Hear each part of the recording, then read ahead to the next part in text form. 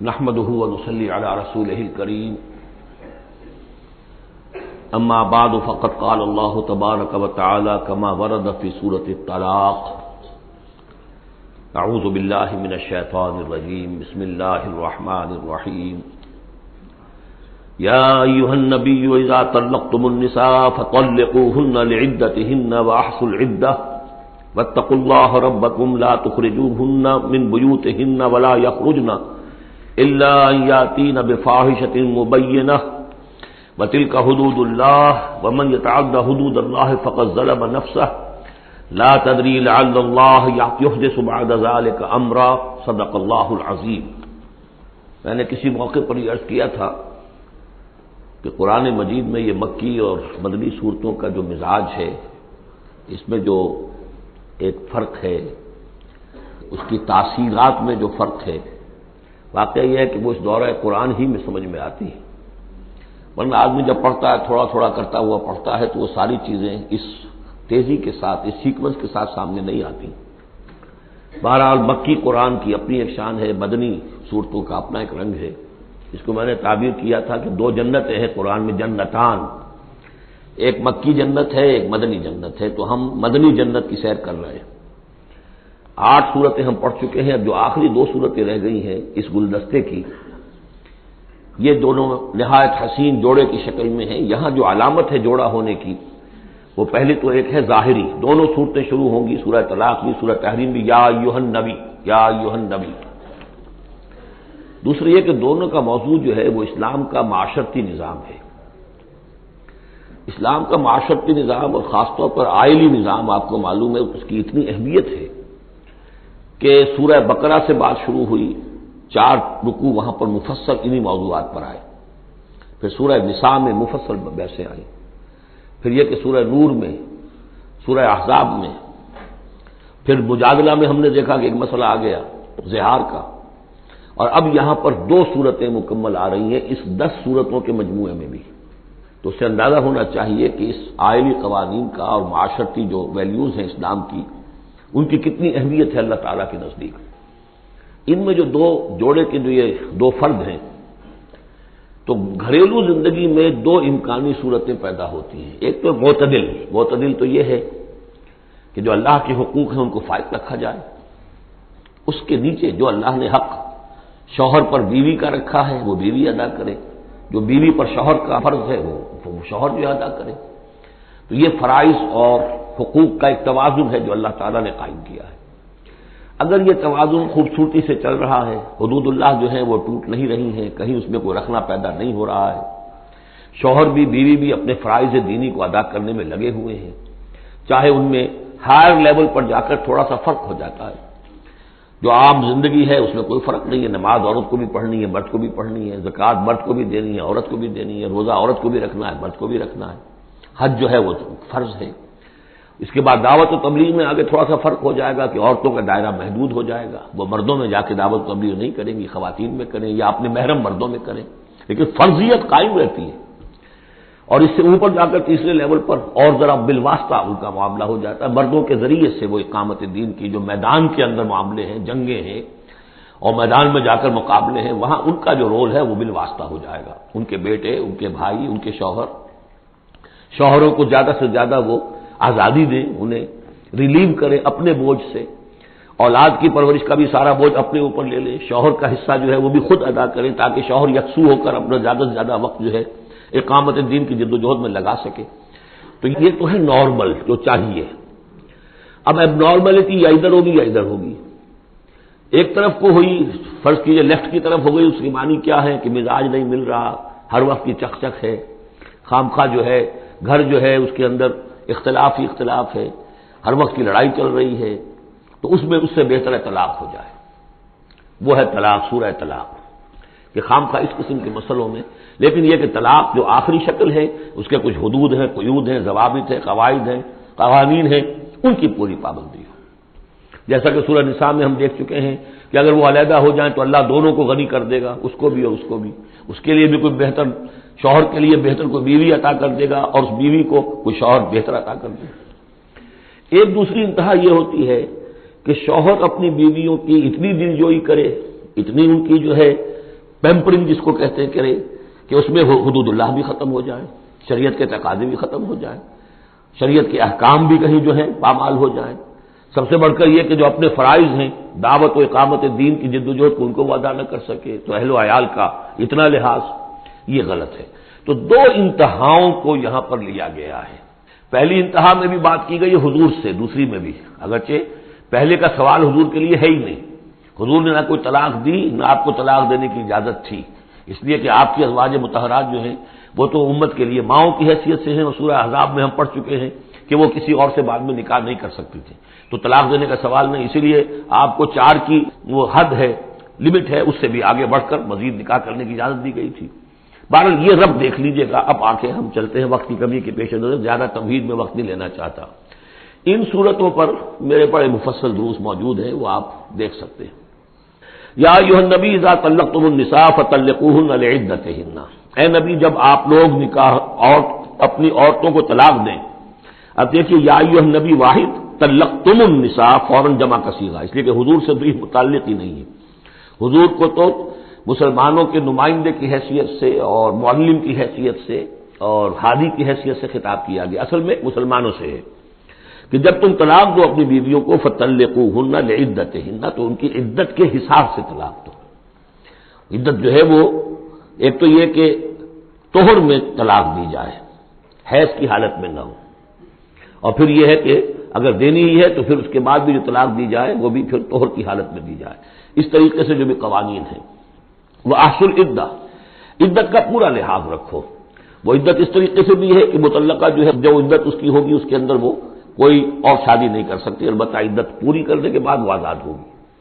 عدت اس اعتبار سے بھی ہے کہ اگر طلاق رجعی ہے تو وہ اسی عدت کے اندر شوہر واپس اپنی بیوی کو لوٹا سکتا ہے، اور اگر وہ 1 یا 2 طلاقیں تھی، طلاق بائن ہو گئی ہے، ان کے درمیان سیپریشن ہو چکی ہے، تب بھی وہ بغیر کسی اور حلالے وغیرہ جس کو ہمارے ہاں کہتے ہیں کہ عورت کے لیے ضروری نہیں ہے کہ وہ کسی اور سے نکاح کرے پھر وہ طلاق دے تو سابق شوہر سے اس کا نکاح ہو، بلکہ یہ کہ وہ دوبارہ نکاح کر سکتے ہیں اگر صرف 2 طلاقوں کے بعد عدت ختم ہوئی تھی۔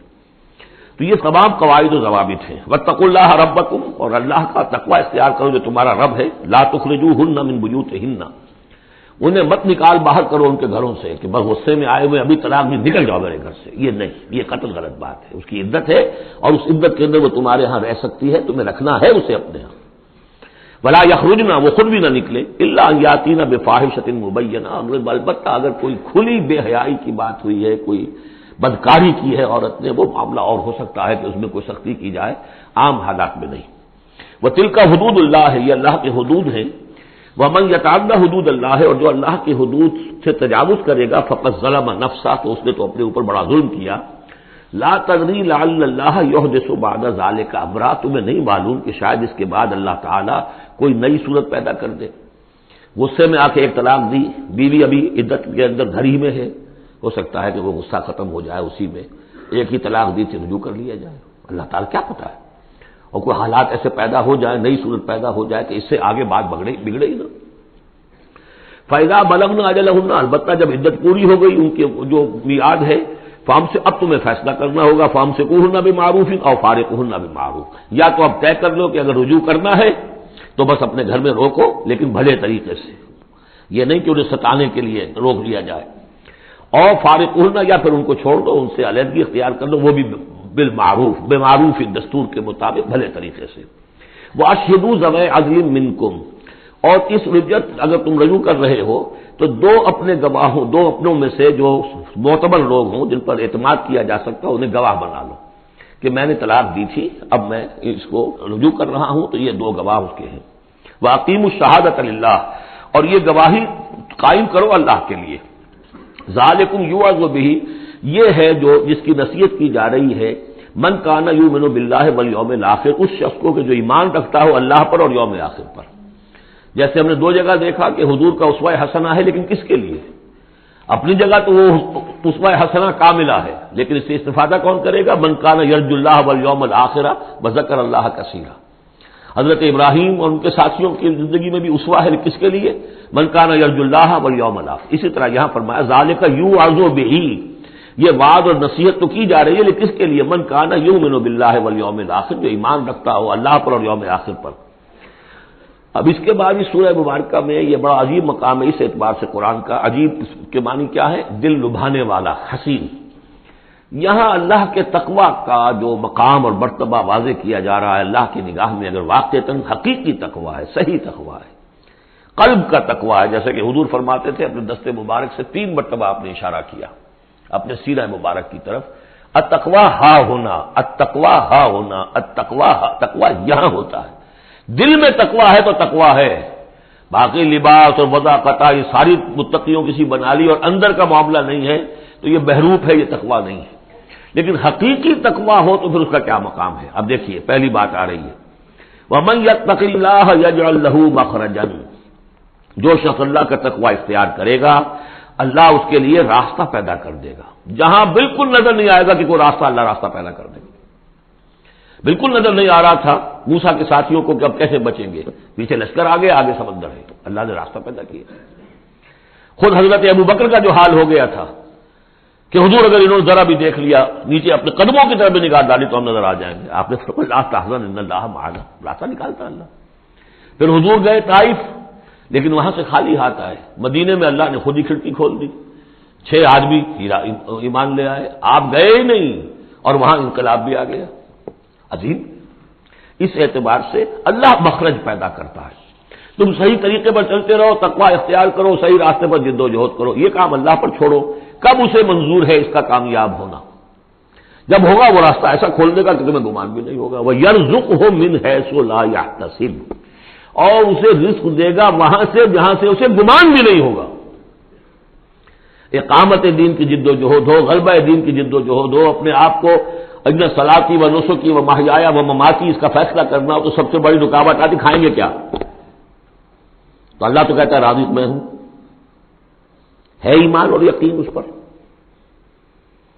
کر کے دیکھو تو صحیح، اس پر اعتماد تو کرو. لیکن یہ کہ اس پر اعتماد کرنا، توکل، بڑی مشکل بات ہے. وہ تو جتنا ایمان ہوگا اتنا ہی اعتماد ہوگا، اور گہرا ایمان ہوگا گہرا اعتماد ہوگا. وَمَن يَتَّقِ اللَّهَ يَجْعَل لَّهُ مَخْرَجًا وَيَرْزُقْهُ مِنْ حَيْثُ لَا يَحْتَسِبُ وَمَن يَتَوَكَّلْ عَلَى اللَّه فَهُوَ حَسْبُهُ. یہ تو ابھی تقوی والے کی بات ہے کہ وہ وہاں سے رزق دے گا جہاں سے اسے ملے گا بھی نہیں، اور جس نے اللہ پر توکل کر لیا تو وہ اس کے لیے بہت کافی ہو جائے گا. توکل کر کے تو دیکھو، حسبہ وہ اس کے لیے کافی ہے. یہاں تک فرمایا ہے حدیث قدسی میں، حدیث میں من کان فی حاجت اخیہ کان اللہ فی حاجتہ. اگر کوئی مسلمان اپنے کسی بھائی کی ضرورت پوری کرنے میں لگ رہا ہے، اپنا وقت صرف کر رہا ہے، اللہ اس کی ضرورت پوری کرنی شروع کر دیتا ہے. فکر ماں در کار ماں آزار ماں، کار ساز ماں بے فکر کار ماں. یہ فارسی شاعری کے اندر یہ دینی حقائق ہے. کار ساز ماں بے فکر کار ماں، میرا کارساز میرے کاموں کی فکر کر رہا ہے، میں نے اپنے آپ کو اس کے کام کے لیے لگا دیا. وہ دنیا میں بھی ذرا سا بھی کوئی شریف انسان ہوگا، آپ اس کے ہو جائیں وہ آپ کو چھوڑ دے گا پھر کہیں؟ شرافت ہو، مروت ہو اس میں. آپ اللہ کے بن کر تو دیکھیے. پھر وہ کارساز ہے، کارساز ماں بے فکر کار ماں، فکر ماں در کار ماں آزار ماں. جب میں اپنے معاملات کی فکر خود کرتا ہوں، کوئی نہ کوئی ٹھوکر کھاتا ہوں، کوئی نہ کوئی غلطی کرتا ہوں، آزار اپنے سر کے اوپر پیدا کر لیتا ہوں. اپنے آپ کو حوالے کرو. اس کا نام ہے تفویض الامر الی اللہ. افوض امری الی اللہ ان اللہ بصیر بالعباد. ان اللہ بالغ امرہ، اللہ تعالیٰ تو اپنا معاملہ تو پورا کر کے ہی رہتا ہے. وہ تو دین کو غالب کرنا ہی ہے. کون اس کے اندر نفع کما گیا، کون محروم رہ گیا، یہ ان کی قسمت ہے. ابو بکر اور عمر اور عثمان اور علی اور عبد الرحمن ابن عوف یہ اپنی بازی جیت گئے. ابو جہل ابو لہب محروم رہ گئے. یہ تو اب ان کا معاملہ ہے. اللہ تو اپنی بات پوری کرا دے گا، اور اس دنیا کے ختم ہونے سے پہلے پورے کل ارضی پر اللہ کا دین غالب ہوگا. یہ ہونا ہے. دیکھنا یہ ہے کہ تم اس بہتی گنگا میں کو ہاتھ دھونے کو تیار ہو یا نہیں، یا تم محرومین کی فہرست میں اپنے آپ کو لانا چاہتے ہو. بس اپنا تن من دھن لگا دو اس کے اندر. تمہاری ہڈیوں کا چورا ہو کر بھی اس نئی تعمیر کی بنیادوں میں اگر لگ جائے تو بہت بڑی کامیابی ہے. قد جعل اللہ لکل شیء قدرا، بہت عمدہ مقام ہے، اللہ نے ہر چیز کے لیے ایک اندازہ مقرر کیا ہوا ہے، کب اللہ کی مدد آئے گی یہ بھی اس نے طے کیا ہوتا ہے. You have to qualify, pre qualification conditions ہیں، تب مدد آئے گی، یوں نہیں آتی مدد. اپنا سب کچھ لگا دو پھر کہو کہ اللہ میری 15 برس کی کمائی کل میدان میں نے وجود ڈالی ہوئی ہے، 15 برس کی کمائی، دن کی اور رات کی کوششیں ہیں میری، صبح اور شام کی کوششیں ہیں میری، 15 برس وہ میدان میں نے لا کے ڈال دی. تب پکارو اللہ کو. اپنا مال بچا کے رکھنا ہے، اپنی مستقبل کو بھی بچانا ہے، اپنی اولاد کو بھی بچانا ہے، اور اللہ کا دین غالب ہو جائے، کہیں نام لکھا کے کسی جماعت میں شامل ہو کر بڑا تیر مار دیا، گویا کہ اللہ تعالیٰ تو جانتا ہی نہیں. کتنی کنٹریبیوشن ہے، کتنا اثار ہے، کتنی قربانی ہے، کتنا وقت ہے، کتنی محنت ہے، اللہ جانتا ہے. باقی اس نے ہر چیز کا ایک اندازہ مقرر کیا ہوا ہے. اب اس کے بعد پھر آ رہا ہے وہی طلاق کا معاملہ. واللائی یئسن من المحیض من نسائکم، اور تمہارے ہاں کی وہ خواتین کے جن کا حیض کا سلسلہ بند ہو چکا ہو، مایوس ہو چکی ہو حیض سے، ان ارتبتم فعدتہن ثلاثۃ اشہر، اگر اس میں کوئی شک بھی ہو تو پھر 3 مہینے عدت ہو جائیں گے. اب حیض تو آ نہیں رہا کہ 3 طہور اور 3 حیض کا کوئی حساب کیا جائے. واللائی لم یحضن، اور وہ ابھی بچپن میں نکاح ہو گیا کیونکہ ہو جاتا تھا، اور ابھی بچی کو جو ہے وہ ابھی ایام شروع ہی نہیں ہوئے ہیں، تو اب ان کی عدت کیسے ہوگی اگر ان کو طلاق دے دی گئی؟ تو ان کے لیے بھی یہ کہ 3 مہینے. وَأُولَاتُ الْأَحْمَالِ أَجَلُهُنَّ أَن يَضَعْنَ حَمْلَهُنَّ، اور جو حاملہ ہوں ان کی پھر عدت یہ ہے کہ وہ وضع حمل ہو جائے، بچے کی پیدائش ہو جائے، اس کے بعد وہ ان کی جو ہے عدت ختم ہوگی. یہ بھی ہو سکتا ہے کہ پورے 8 مہینے لگ جائیں، 9 مہینے لگ جائیں، 4 مہینے ہو، 6 ہو، واللہ اعلم. وَمَن يَتَّقِ اللَّهَ، پھر دیکھیے تقویٰ، وَمَن يَتَّقِ اللَّهَ يَجْعَل لَّهُ مِنْ أَمْرِهِ يُسْرًا، جو اللہ کا تقویٰ اختیار کرتا ہے اللہ اس کے کاموں میں آسانی پیدا کر دیتا ہے. فَسَنُيَسِّرُهُ لِلْيُسْرَىٰ، ذَلِكَ أَمْرُ اللَّهِ أَنزَلَهُ إِلَيْكُمْ، یہ اللہ کا حکم ہے جو اس نے نازل کر دیا ہے تمہاری طرف. اللہ یہ ذمہ داری لے رہا ہے اپنے اوپر. وَمَن يَتَّقِ اللَّهَ يُكَفِّرْ عَنْهُ سَيِّئَاتِهِ، اور جو اللہ کا تقویٰ اختیار کرے گا اللہ تعالیٰ اس کی برائیوں کو، اب یہ آخرت کا معاملہ ہو رہا ہے، اس کی برائیوں کو، اس کے گناہوں کو اس کے نامہ اعمال سے دھو دے گا. وَيُعْظِمْ لَهُ أَجْرًا، اور اس کے لیے بہت بڑا اجر اور ثواب ہے جو عطا کرے گا. اسکنوہن من حیث سکنتم من وجدکم، اب کسی عورت کو طلاق دی ہے، ایک طلاق دی ہے، عدت میں رکھنا ہے گھر میں، وہ پہلے آ چکا ہے، لیکن گھر میں ایسا نہ ہو کہ کہیں کسی ملازمہ کی کوٹڑی میں ڈال دو اس کو. اسکنوہن من حیث سکنتم، وہی رکھو جہاں تم رہتے ہو، من وجدکم، جو بھی تمہاری جو مقدور ہے اس کے مطابق، اسی اسٹیٹس کے ساتھ. ولا تضاروہن لتضیقوا علیہن، اور انہیں کوئی تکلیف نہ پہنچاؤ کہ ان پر تنگی کر دو کہ وہ خود ہی جلدی سے روانہ ہو جائیں، گھر چھوڑ کے نکلنے پہ مجبور ہو جائیں. وَإِن كُنَّ أُولَاتِ حَمْلٍ، اور اگر وہ حاملہ ہوں، فَأَنفِقُوا عَلَيْهِنَّ، تو اب ان کے اوپر خرچ کرو، ان کا نان نفقہ وہ تمہارے ذمے ہے. حَتَّى يَضَعْنَ حَمْلَهُنَّ، یہاں تک کہ پھر وہ واضح حمل سے فارغ ہو جائیں. فَإِنْ أَرْضَعْنَ لَكُمْ، پھر اگر وہ تمہارے لیے، تمہارے بچہ تو تمہارا ہے، اس کو اگر دودھ پلاتی ہیں، فَآتُوهُنَّ أُجُورَهُنَّ، تو انہیں ان کا اجر اور ان کا بدلہ عطا کرو.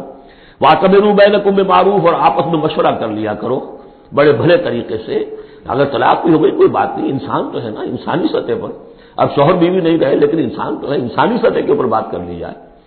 وَاعْتَمِرُوا بَيْنَكُم بِمَعْرُوفٍ وَإِن تَعَاصَرْتُمْ، اور اگر کہیں ایسی زدم زدہ ہو جائے کہ بیوی کہے میں تو دودھ نہیں پلاتی، یا کوئی اور مسئلہ ہو، فَسَتُرْضِعُ لَهُ أُخْرَىٰ، تو پھر کوئی اور عورت جو ہے اس کو دودھ پلائے. لِيُنْفِقْ ذُو سَعَةٍ مِّن سَعَتِهِ، اب اس تمام معاملے میں جو بھی شوہر ہے وہ خرچ کرے، جو وسعت والا ہے وہ اپنی وسعت کے مطابق خرچ کرے، جو اس کا بھی سطح اللہ نے اسے دی ہے اس کے مطابق. وَمَنْ قُدِرَ عَلَيْهِ، اور جس کے اوپر اللہ تعالیٰ نے رزق کی کوئی تنگی رکھی ہے، ناپ تول کر دے رہا ہے، کوئی فراوانی نہیں ہے، فَلْيُنْفِقْ مِمَّا آتَاهُ اللَّهُ، تو وہ خرچ کرے اس میں سے جو اللہ نے اس کو دیا ہے.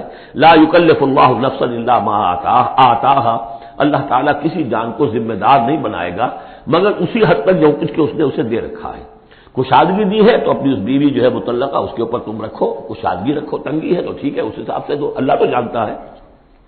سَيَجْعَلُ اللَّهُ بَعْدَ عُسْرٍ يُسْرًا، یقیناً اللہ تعالیٰ جو ہے اس کے لیے سختی کے بعد آسانی بھی پیدا کر دے گا. وَكَأَيٍّ مِّن قَرْيَةٍ أَتَتْ عَنْ أَمْرِ رَبِّهَا، اور کتنی ہی بستیاں ایسی ہیں جنہوں نے اپنے رب کے حکم سے سرکشی کی، وَرُسُلِهِ، اور اپنے رسولوں سے سرتابی کی، ان کا کفر کیا. فحاسبناها حسابا شدیدا وعذبناها عذابا نکرا، تو ہم نے پھر ان سے محاسبہ کیا، ان کا بہت شدید محاسبہ، اور ہم نے ان پر آفت ڈالی اور عذاب بھیجا ان پر بہت بڑا عذاب۔ فذاقت وبال امرها، پھر ان بستیوں نے اپنے معاملے کی پوری سزا جو ہے بھگت لی، وکان عاقبت امرها خسرا، اور یقیناً جو ابھی عاقبت والا معاملہ آنے والا ہے، ان کے معاملے کا جو ابھی عاقبت ہے وہ تو پھر بڑے ہی ٹوٹے والا معاملہ ہے۔ اعد اللہ لهم عذابا شدیدا، اللہ تعالیٰ نے ان کے لیے بڑے شدید عذاب کو تیار کیا ہوا۔ فاتقوا اللہ یا اولی الالباب، تو اے ہوش مندو اللہ کا تقوی اختیار کرو، وہی تقوی جس کے اوپر 4 مختلف طور سے بات ہو چکی ہے۔ الذین آمنوا، اے وہ ہوش مندو جو ایمان بھی لے آئے ہو، اللہ کا تقوی اختیار کرو۔ قد انزل اللہ الیکم ذکرا، اللہ نے تمہاری طرف ذکر نازل کر دیا ہے۔ یہ آیت بڑی اہم ہے، ذکر کی آگے وضاحت آ رہی۔ ذکر سے مراد کیا ہے؟ رسولا یتلو علیکم آیات اللہ مبینات لیخرج الذین آمنوا وعملوا الصالحات من الظلمات الی النور، رسول کہ جو پڑھ رہا ہے آیات اللہ کی تم پر، تمہیں سنا رہا ہے، اور وہ آیات بینات ہیں تاکہ نکالے وہ تمہیں، ان لوگوں کو جو ایمان لائے اور جنہوں نے نیک عمل کیے، اندھیروں سے نور کی طرف۔